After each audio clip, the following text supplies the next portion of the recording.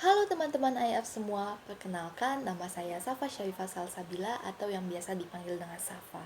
Saat ini, saya aktif sebagai mahasiswa Ilmu Hubungan Internasional semester 6 di IKB LSPR.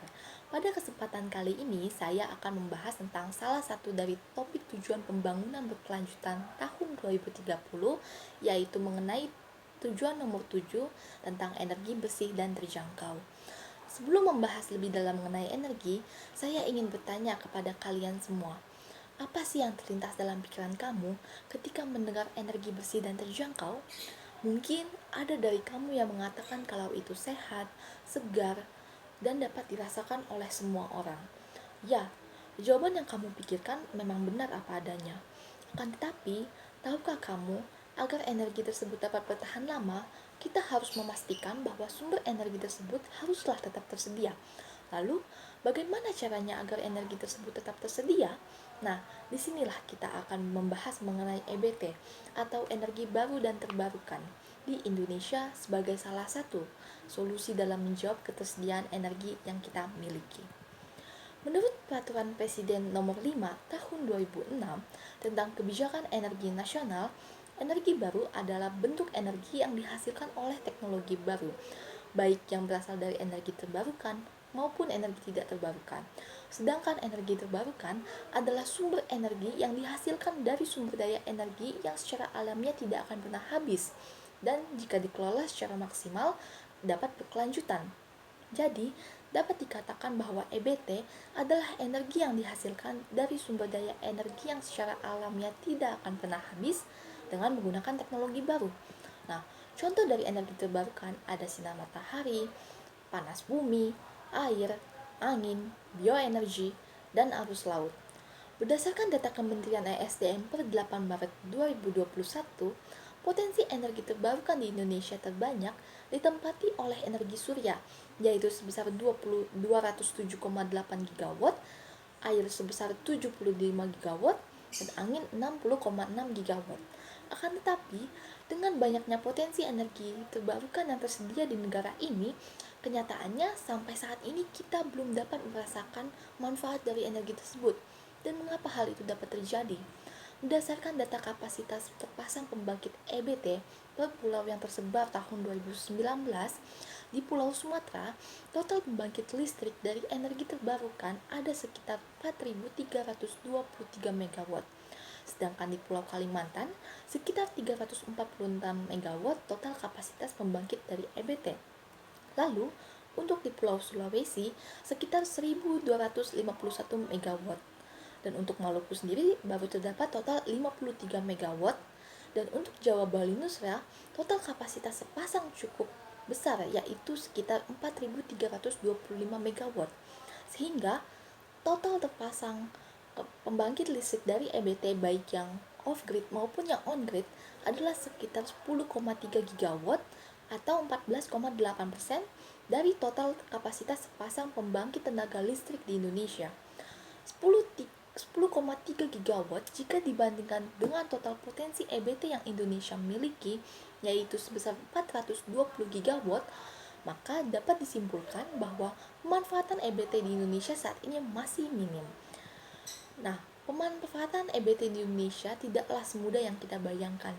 Ada banyak tantangan yang harus dihadapi. Di antaranya, pertama, harganya masih mahal. Jika dibandingkan dengan listrik yang berasal dari energi fosil dan listrik yang berasal dari pembangkit EBT, harga listrik yang berasal dari pembangkit EBT masih mahal.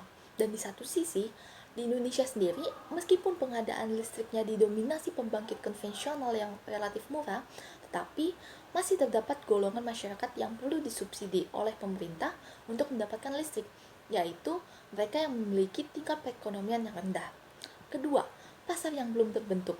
Hal ini dikarenakan pembangkit listrik energi terbarukan masih cenderung baru di Indonesia dan perkembangannya cukup lambat, sehingga pasar energi terbarukan di Indonesia masih belum terbentuk dengan baik dan belum banyak pemain-pemain di sektor energi terbarukan di Indonesia. Ketiga, bank lokal yang belum memahami bisnis EBT. Di Indonesia, banyak pengusaha pembangkit energi lokal yang berusaha merambah bisnis energi terbarukan dan para pengembang lokal ini pada umumnya mengadakan pinjaman dana dari bank lokal.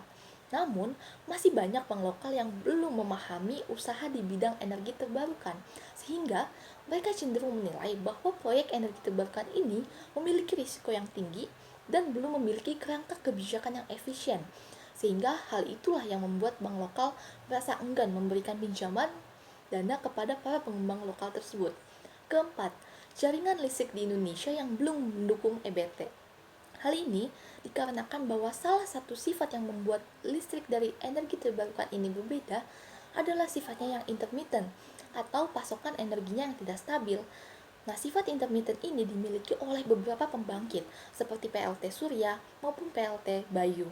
Karena sifat ini yang karena sifat yang intermittent ini, maka seringkali kestabilan tegangan transmisi listrik yang dimiliki oleh PLN terganggu karena grid kita saat ini masih belum siap untuk menerima sifat intermittent tersebut. Jika di masa normal saja pembangunan EBT sudah cukup sulit, lantas bagaimana di masa pandemi? Dalam rentang 5 tahun, yaitu dari tahun 2015 sampai 2019, rata-rata pertumbuhan kapasitas terpasang pembangkit listrik energi terbarukan di Indonesia yaitu sebesar 400 MW per tahun.